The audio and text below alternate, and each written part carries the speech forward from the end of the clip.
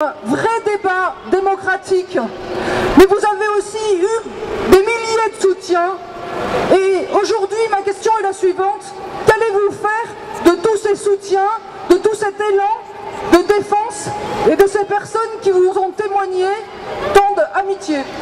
Alors, tout d'abord, en avant-première, j'ai eu très tard hier soir communication d'une lettre du ministre Luc Châtel qui avoue que critiquer l'avortement est un délit. On n'a plus le droit, donc nous sommes tous ici dans l'illégalité. Selon le ministre,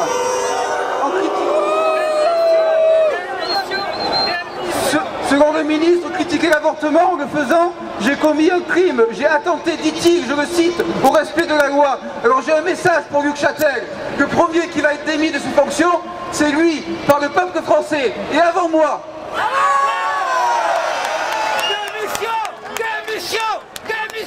Luc Châtel, démission! Luc Châtel, démission!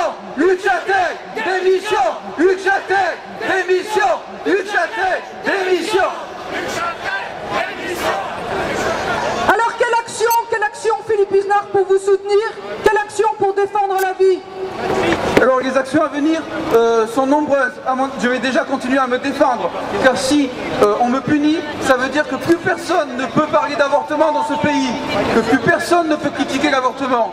Alors il faut empêcher ces sanctions pour que d'autres enseignants puissent parler librement de l'avortement et pour que tous les citoyens puissent parler librement dans ce pays. Halte à la dictature!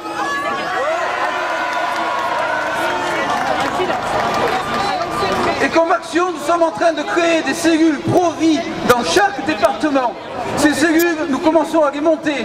J'invite tous les gens qui se sont regroupés aujourd'hui dans l'unité pour la vie à nous rejoindre dans les départements. Lorsque vous allez rentrer chez vous, n'hésitez pas à ensuite nous rejoindre pour continuer le combat dans les départements. Il faut militer, informer la jeunesse du crime d'avortement. Il faut que les mensonges du planning soient montrés au grand jour. Voilà pourquoi il faut nous rejoindre dans ces cellules. Je vous invite à prendre contact avec mon bloc de soutien et avec l'équipe qui va entamer cette lutte contre la culture de mort. Nous pouvons les battre dès cette année.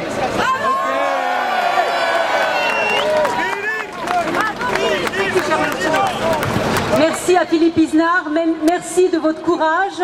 C'est un exemple de courage.